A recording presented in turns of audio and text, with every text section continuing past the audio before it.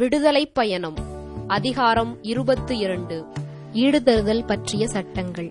ஆட்டையோ மாட்டையோ ஒருவர் திருடி வெட்டிவிட்டால் அல்லது விற்றுவிட்டால் ஒரு மாட்டுக்கு 5 மாடு என்றும் ஒரு ஆட்டுக்கு 4 ஆடு என்றும் ஈடுகட்டுவார். திருடர் கன்னமிடுகையில் கண்டுபிடிக்கப்பட்டு தாக்குண்டு இறந்து போனால் அவருக்காக இரத்தப்பழி இல்லை. கதிரவன் உதித்த பின் இது நிகழ்ந்திருந்தால் இரத்தப்பழி உண்டு. அவர் ஈடு கொடுத்தே ஆக வேண்டும்.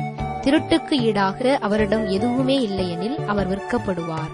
அவர் திருடின மாடோ கழுதையோ ஆடோ உயிருடன் அவர் கையில் கண்டுபிடிக்கப்பட்டால் 2 மடங்காக ஈடு கொடுப்பார். ஒருவர் இன்னொருவர் வயலிலோ திராட்சை தோட்டத்திலோ கால்நடைகளை மேயவிட்டால் அல்லது அவிழ்த்து விட்டவை பிறர் வயலில் மேய்ந்துவிட்டால் தம் வயலின் சிறந்த விளைச்சலினின்றும் தம் திராட்சை தோட்டத்தின் சிறந்த பலனினின்றும் ஈடு செய்வார்.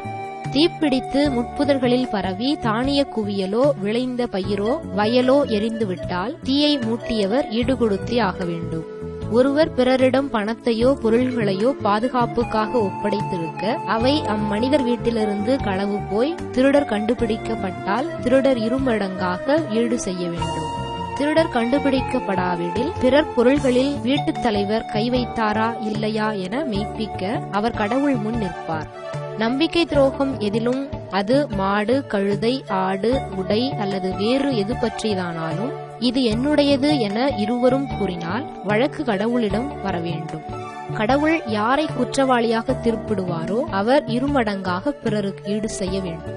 ஒருவர் பிறரிடம் கழுதை மாடு ஆடு அல்லது வேறொரு விலங்கை பாதுகாப்புக்காக ஒப்படைத்திருக்கையில் அது இறந்து போனால் அல்லது காயப்பட்டு விட்டால் அல்லது யாரும் பார்க்காத வேளையில் ஓட்டிச் செல்லப்பட்டால் அவர் பிறரது உடைமையில் தாம் கை வைக்கவில்லை என்பதற்கு ஆண்டவர் மேல் இடும் ஆணை அவர்களுடைய வழக்கை முடிவு செய்யும். உரிமையாளர் அதை ஏற்றுக்கொள்வார். மற்றவர் ஈடு கொடுக்க வேண்டியதில்லை. ஆனால் அவருடன் இருக்கும்போது அது திருடப்பட்டால் அதன் உரிமையாளருக்கு அவர் ஈடு செய்ய வேண்டும். அது விலங்கினங்களால் பீறி துண்டாக்கப்பட்டிருந்தால் பீறப்பட்டதை சான்றாக கொண்டு வருவார். அவர் ஈடு செய்ய வேண்டியதில்லை. ஒருவர் பிறரிடமிருந்து இரவலாக பெற்றுக்கொண்டது உரிமையாளர் அதன் அருகில் இல்லாத வேளையில் காயப்பட்டு விட்டால் அல்லது இறந்துவிட்டால் அவர் அதற்கு ஈடு செய்யத்தான் வேண்டும். உரிமையாளர் அதன் கூட இருந்திருந்தால் அவர் ஈடு கொடுக்க வேண்டியதில்லை. அது வாடகைக்கு எடுக்கப்பட்டதென்றால் வாடகை செலுத்தப்பட்டால் போதும். ஒழுக்க நெறிகள்.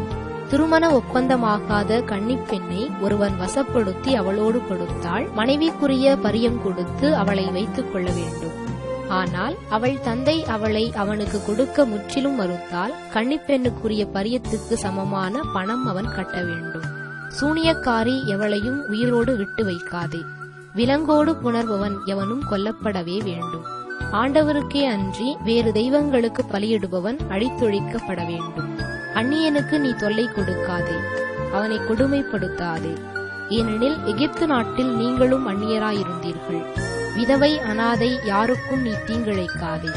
நீ அவர்களுக்கு கடுமையாக தீங்கிழைத்து அவர்கள் என்னை நோக்கி அழுது முறையிட்டால் நான் அவர்கள் அழுகுரலுக்கு செவிசாய்ப்பேன்.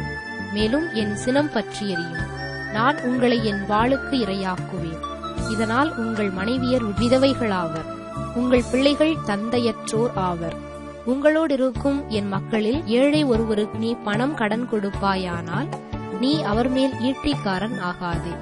அவரிடம் வட்டி வாங்காதே.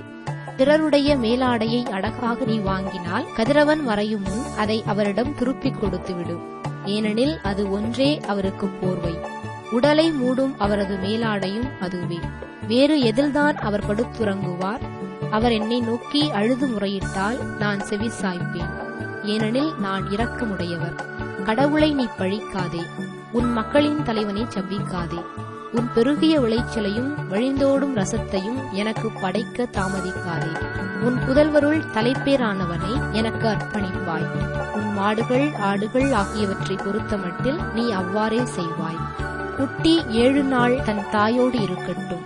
8ஆம் நாளன்று அதை எனக்கு அளிப்பாய். என் முன்னிலையில் நீங்கள் தூயவராயிருங்கள். வயல்வெளியில் பீறப்பட்டு கிடக்கும் இறைச்சியை நீங்கள் உண்ண வேண்டாம். அதை நாய்களுக்கு போடுங்கள்.